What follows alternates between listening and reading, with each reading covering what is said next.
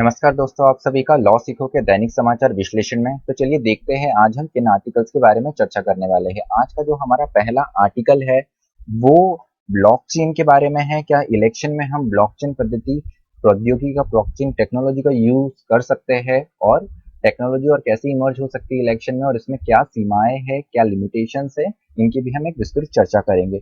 जो आज का हमारा दूसरा आर्टिकल है वो किसान की परिभाषा को पुनः परिभाषित करने के बारे में किया गया है कि आज जो किसान की भाषा है हमारे कानून में या हमारी नीति और योजनाओं में, उसके चलते किसानों को कुछ समस्याओं का सामना करना पड़ सकता है, खासकर जो किसान पट्टे पर जमीन लेकर खेती करते हैं उन्हें। अंत में हम मराठा रिजर्वेशन के बारे में बात करेंगे। अभी ये सुप्रीम कोर्ट में गया है, तो सुप्रीम कोर्ट से क्या निर्णय आया है, क्या कदम उठाया गया है सुप्रीम कोर्ट के द्वारा, वो हम देखेंगे। अंत में न्यूज इन फ्लैश है, इनमें हम उन समाचारों के बारे में चर्चा करते हैं जो कि हमारी परीक्षा की दृष्टि से बहुत ज्यादा महत्वपूर्ण है। तो मैं आगे बढ़ूं उससे पहले ये लॉ सीखो के कुछ पैकेजेस और कोर्सेस है। इन्हीं में से एक जो कोर्स है वो है लॉर्ड ऑफ द कोर्सेस, जो कि हमारी न्यायिक परीक्षा की तैयारी के लिए है। उसके अलावा ये और कुछ लॉ सीखो के कोर्सेस है। इन सारे कोर्सेज की जानकारी आपको लॉ सीखो की वेबसाइट पे मिल जाएंगी। तो चलिए आज का एमसीक्यू देखते हैं। आज का जो एमसीक्यू है वो यह है कि वर्ल्ड सुसाइड प्रिवेंशन डे, जिसे हम आत्महत्या रोकथाम दिवस भी कह सकते हैं, ये इनमें से किस तारीख को बनाया जाता है। ऑप्शन ए है 9 सितंबर, ऑप्शन बी 10 सितंबर, ऑप्शन सी 12 सितंबर, या ऑप्शन डी 15 सितंबर। जो भी आपका उत्तर हो कमेंट बॉक्स में जरूर लिखिए। तो आज का जो वर्णनात्मक प्रश्न है उस और हम बढ़ते हैं।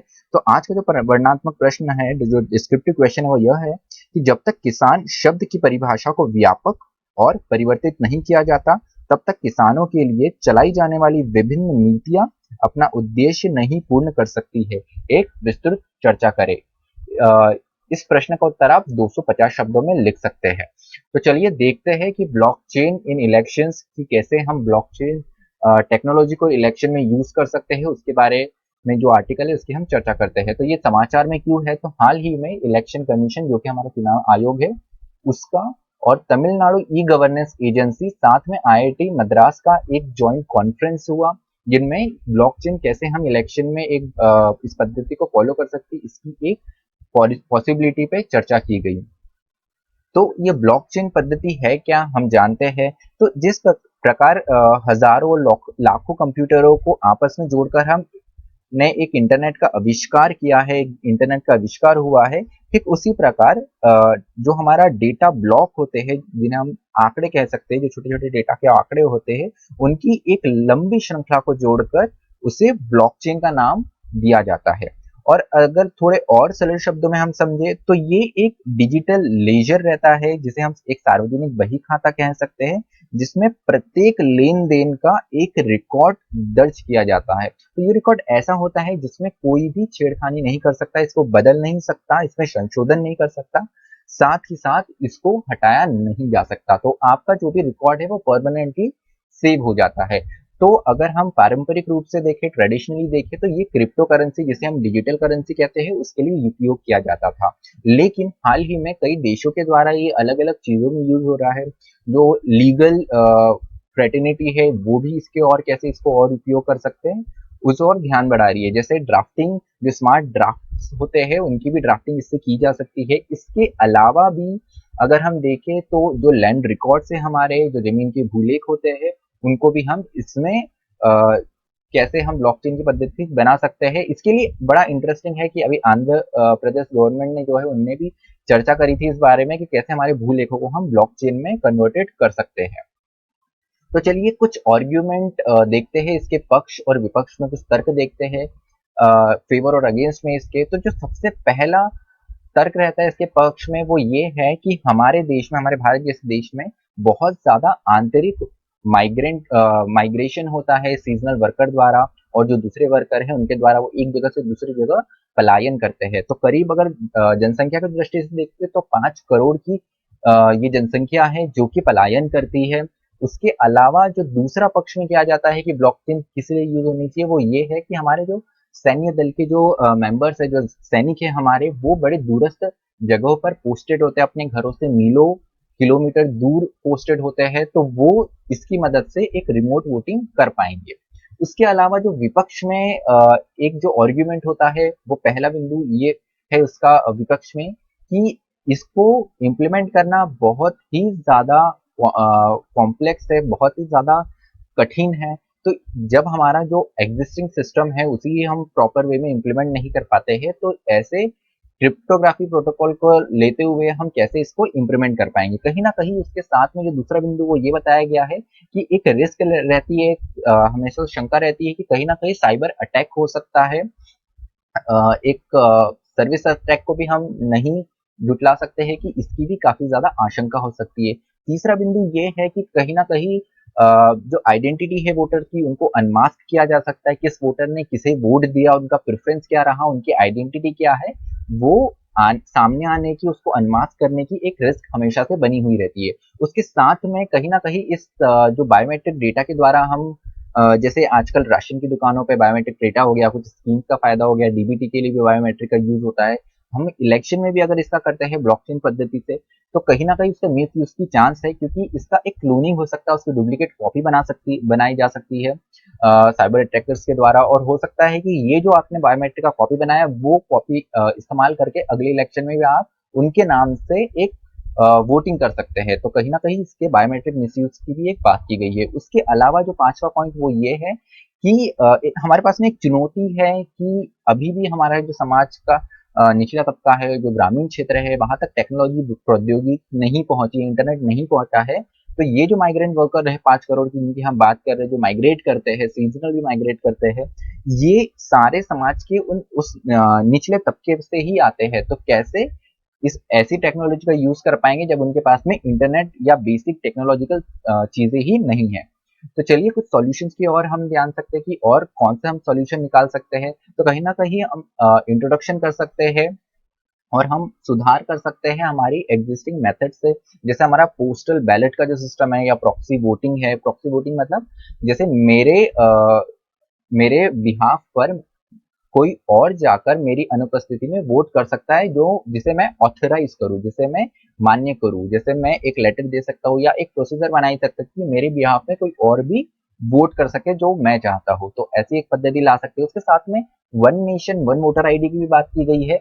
जैसे कि हमारा, हम अगर मान ले कि आधार कार्ड है, तो आधार कार्ड ऐसा नहीं कि हर प्रदेश में अलग अलग ही है, नेशनल लेवल पे एक ही है, पैन कार्ड हमारा एक ही है। वैसे हम वोटर आईडी जो है हर राज्य द्वारा जो बनाया जाता है अलग अलग, उसकी बजाय हम एक सेंट्रलाइज पद्धति से वोटर आईडी बनाए, जिसके चलते हुए कि वो जो मतदाता है वो भले ही एक स्टेट से दूसरे स्टेट मूव करे, लेकिन उसका जो वोटर आईडी हो, उसका वो जो वोट कास्ट करे वो उस पर्टिकुलर कॉन्स्टिट्यूंसी के लिए ही कास्ट हो।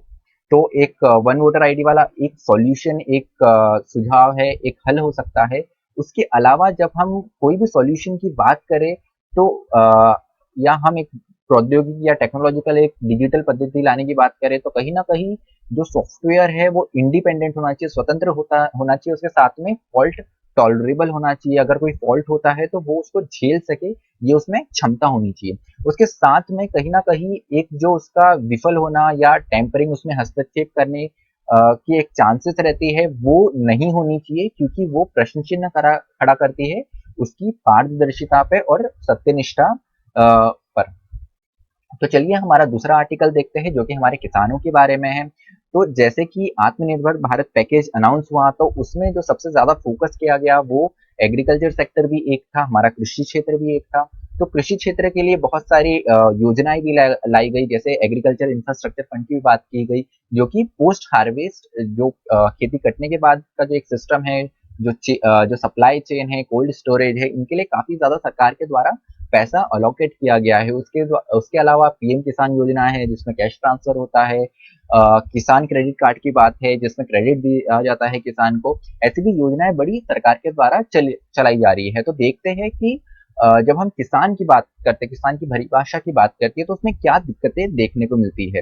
तो एक होता है लैंड ओनरशिप, मतलब जमीन का हक, और दूसरा किसान।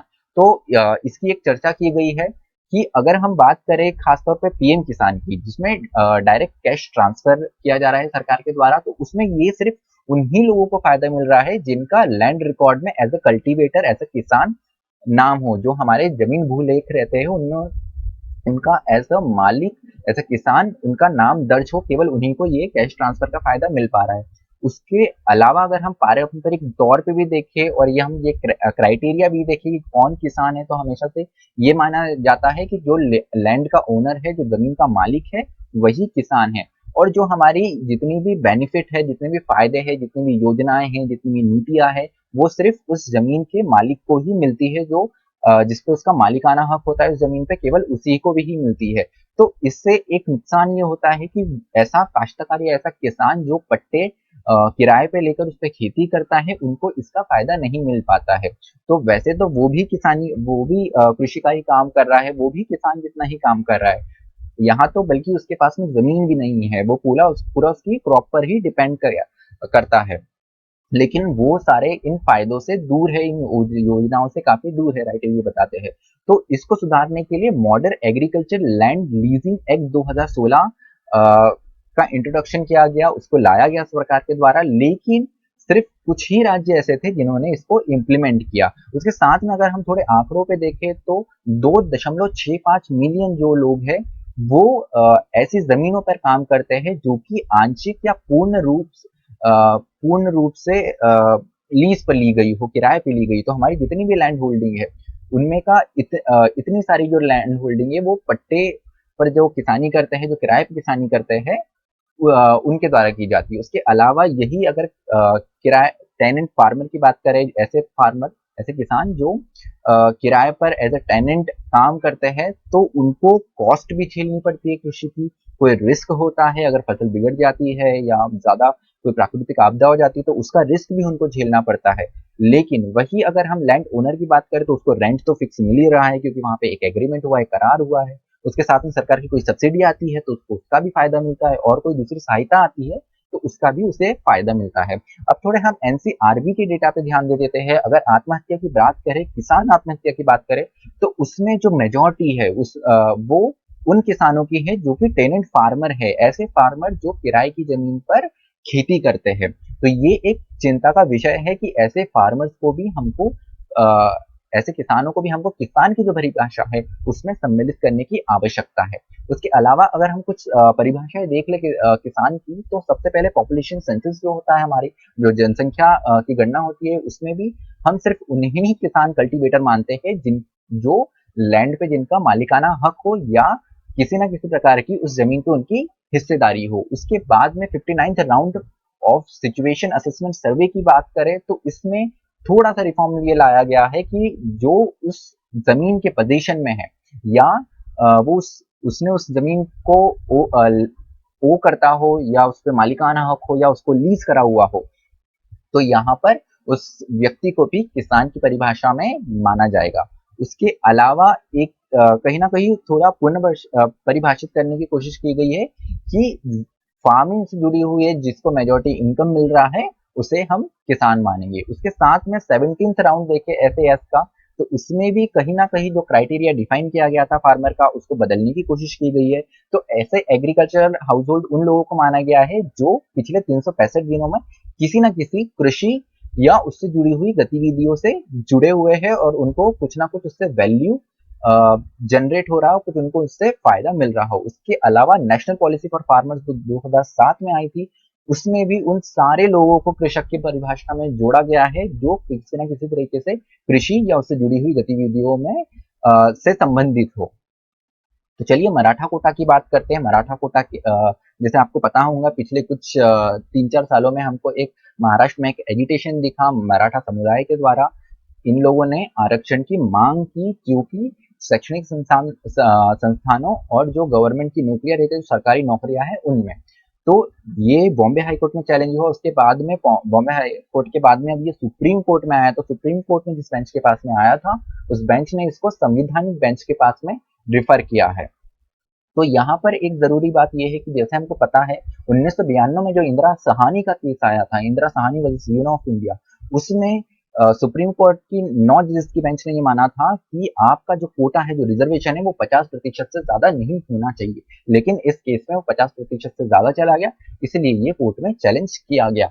उसके अलावा अगर हम जो बॉम्बे हाई कोर्ट का 2019 का जजमेंट देखें, तो जो मराठा कोटा से संबंधित जो एक्ट लाया गया था, जो कानून लाया गया था, जिसका नाम है socially and economical backward classes act 2018, उसको बॉम्बे हाई कोर्ट ने अपहेल्ड माना है और उसको कॉन्स्टिट्यूशनल संवैधानिक रूप से सही माना है। तो चलिए देखते हैं कि बॉम्बे हाई कोर्ट ने क्या रूलिंग दी है। यहाँ पे बॉम्बे हाई कोर्ट ने एक जो महत्वपूर्ण रूलिंग दी है वो ये है कि 50% का भली क्राइटेरिया एक्सीड हुआ, जो 50% का कैप तय किया गया था इंदिरा साहनी केस में वो भले ही ज्यादा हो गया है, लेकिन ये एज ए एक्सेप्शन आएगा क्योंकि इस पर्टिकुलर मराठा रिजर्वेशन केस को उन्होंने एक एक्स्ट्रा ऑर्डिनरी सर्कमस्टेंसेस और एक्सेप्शनल सिचुएशन माना है कि इनको बहुत ज्यादा जरूरत है, इसलिए ये जो कैप एक्सीड हुआ है, जो सीमा पार की गई है, वो अपने आप में सही है। तो बॉम्बे हाईकोर्ट ने कहीं ना कहीं जो 11 मेंबर MSBCC की जो कमिटी थी उसकी रिपोर्ट को उन्होंने एकदम सही माना है और उस पर उन्होंने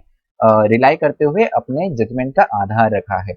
अगर हम एग्जिस्टिंग अभी जो मौजूदा आरक्षण है महाराष्ट्र में वो देखें तो वो ऑलरेडी 50% से ज्यादा 52% है, जो कि मराठा कोटा रिजर्वेशन आने के बाद में 64 से 65% हो जाता। तो बॉम्बे हाईकोर्ट की रूलिंग में एक महत्वपूर्ण चीज ये थी कि socially and educationally backward classes act के अंतर्गत 16% रिजर्वेशन दिया गया मराठा समुदाय को, लेकिन बॉम्बे हाईकोर्ट ने बोला कि 16% इतना ज्यादा जस्टिफाइड नहीं है, सही नहीं है, ये कहीं 13 से 14% के बीच में होना चाहिए और सरकार ने उसको सिर्फ इतना ही सीमित रखना चाहिए। उसके बाद में हम थोड़ा इस समुदाय के बारे में जानते हैं कि मराठा समुदाय कौन है। तो अगर हम सामान्य परिवेश में समझे तो मराठा समुदाय को हमेशा से एक क्षत्रिय समुदाय के रूप में देखा गया है। काफी ज्यादा वॉर में भी हमेशा मराठा ही हमको ज्यादा दिखे हैं। और अगर राजनीतिक रूप से देखें तो राजनीतिक रूप से ये काफी प्रभावशाली समुदाय है। अगर हम राज्य की जनसंख्या देखें तो राज्य की जनसंख्या में 32% हिस्सा सिर्फ मराठा समुदाय का ही है। उसके साथ में महाराष्ट्र के जो 19 मुख्यमंत्री हुए हैं उनमें से 11 मुख्यमंत्री भी मराठा समुदाय से ही आते हैं। उसके साथ में अगर महाराष्ट्र के ग्रामीण क्षेत्रों में देखें तो ग्रामीण क्षेत्र में भी ये बहुत बड़ा हिस्सा निभाते हैं।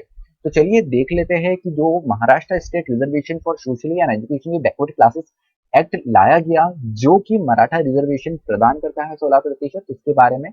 तो जो सेक्शन 4 है वो स्पेसिफिकली कहता है कि notwithstanding anything contain in judgement decree order of any court और authority subject to the other provision of this act. तो ये जो इंदिरा साहनी वाला जो प्रीवियस जजमेंट्स आए थे कोर्ट के उसको सुपरसीड करता हुआ ये जजमेंट है और इसमें 16% रिजर्वेशन मराठा समुदाय को देने की बात की गई है, जो कि एग्जिस्टिंग ST SC OBC और जो दूसरे रिजर्वेशन दिए गए उससे अलग हटके था। तो चलिए आज का हमारा न्यूज इन फ्लैश देख लेते कि वो क्या क्या है। तो नेशनल सिक्योरिटी क्लॉज का जो हमारा पहला न्यूज आ रहा है कि यूनियन कैबिनेट ने ये तय किया है कि अब वो FDI पॉलिसी में एक नेशनल सिक्योरिटी क्लॉज इंट्रोड्यूस करवाएगा और जो हमारा कैपिंग है 49% का उसको बढ़ा के अब 74% किया जाएगा। तो जो FDI होता है हमारा रक्षा क्षेत्र में, डिफेंस सेक्टर में, उसको अब ज्यादा जांचा परखा जाएगा। अगर वो बाहर से इन्वेस्टमेंट आ रहा है तो उसमें एक स्क्रूटनी की जाएंगी उसकी on ground of national security, राष्ट्रीय सुरक्षा के आधार पे। तो गवर्नमेंट ऑफ इंडिया ने कहीं ना कहीं एक अपने हाथ में FDI को रिव्यू करने का पावर लिया है। उसके अलावा जो हमारा दूसरा समाचार है वो है जो पोल कैंपेन एक्सपेंडिचर होता है, जो चुनाव में खर्च होता है, उसको बढ़ाने का। तो इलेक्शन कमीशन ने ये प्रपोज किया है कि इसके 10% से इसमें इजाफा किया जाए। कोविड-19 के चलते काफी चीजों में दिक्कतें सामना करनी पड़ रही है, तो इसके चलते ये जो हमारा एक्सपेंडिचर है वो 10% से बढ़ना चाहिए। तो ये जो प्रपोजल है वो रिसीव हुआ है rule 90 of conduct of election rules 1961 के अंतर्गत, जिसमें ये रिक्वेस्ट की गई है कि जो बिहार इलेक्शन है उसमें अभी तक 28 लाख खर्च किए जाते थे, तो उसका कैप बढ़ा के अब 13.8 लाख कर दिया जाए। अगर ये एक्सेप्ट किया जाता है तो जो इनकी जो एक्सपेंडिचर है, जो खर्च है, जो व्यय है वो 13.8 लाख हो जाएगा। उसके साथ में जो तीसरी न्यूज है वो है वर्ल्ड सुसाइड प्रिवेंशन डे से संबंधित, जिसे हम वैश्विक आत्महत्या निवारण दिवस भी कह सकते हैं या रोकथाम दिवस भी कह सकते हैं। तो अगर हम WHO के कुछ आंकड़े देख ले तो आज के अभी तक जितने आंकड़े आए हैं उसके अनुसार हर साल 8 लाख लोग आत्महत्या करते हैं। और अगर हम हर दिन के हिसाब से देखें तो ये संख्या 2200 लोग हर दिन आत्महत्या करते हैं। तो ये बहुत बड़ा, किसी बीमारी से भी ज्यादा एक खतरनाक चीज बन गई है सुसाइड करना, मेंटल हेल्थ एक बहुत इंपॉर्टेंट चीज़ है और वर्ल्ड सुसाइड प्रिवेंशन डे का सबसे बड़ा पर्पस ही यही होता है कि हम इस विषय के बारे में बात करें और जो लोग डिप्रेशन और ऐसे मानसिक चीज़ों से जूझ रहे हैं उनकी सहायता करें। उसके साथ में हमारा जो अंत में है वो है WWF का एक लिविंग प्लेनेट रिपोर्ट 2020 आया है, जो कि वर्ल्ड लाइफ जो पॉपुलेशन है, जो वर्ल्ड लाइफ जनसंख्या उनके बारे में हमारी जो जनजाति है जंगलों की, उनके बारे में बात करता है।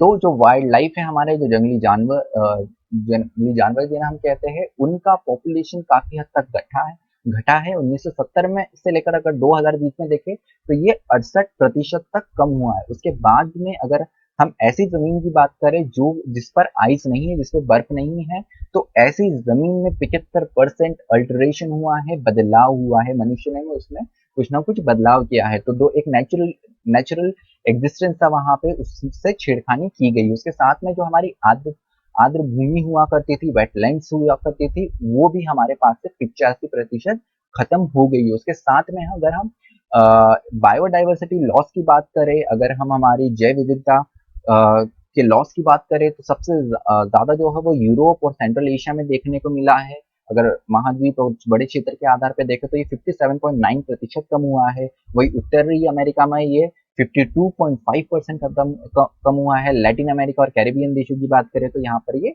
51.2% कम हुआ है। उसके साथ में अगर अफ्रीका की बात करें तो वहां पे 45.9% कम हुआ है और एशिया में ये 73% कम हुआ है। उसके साथ में जो सबसे बड़ा लॉस हुआ है वाइल्ड लाइफ पॉपुलेशन का, जो जंगली जानवर है उनकी जनसंख्या का, तो वो हुआ है लैटिन अमेरिका में। वहां पे 94% जो हमारे जानवर हुआ करते थे, जंगली जीव हुआ करते थे, वो कम हुए। और अगर हम भारत की दृष्टि में देखें तो हमने भारत में जो 6 प्लांट की स्पीसीज है, जो जातियां है, वो हमने खो दी है। उसके साथ में हमारा 1/3 जो नेचुरल वेटलैंड्स हुआ करते थे, जो हमारी पारंपरिक आर्द्र भूमि हुआ करते थे, वो भी शहरीकरण के चलते हुए खत्म हो गए। तो आज का जो हमारा विश्लेषण है वो यही समाप्त होता है। इसी तरह पढ़ते रहिए, मेहनत करते रहिए। धन्यवाद।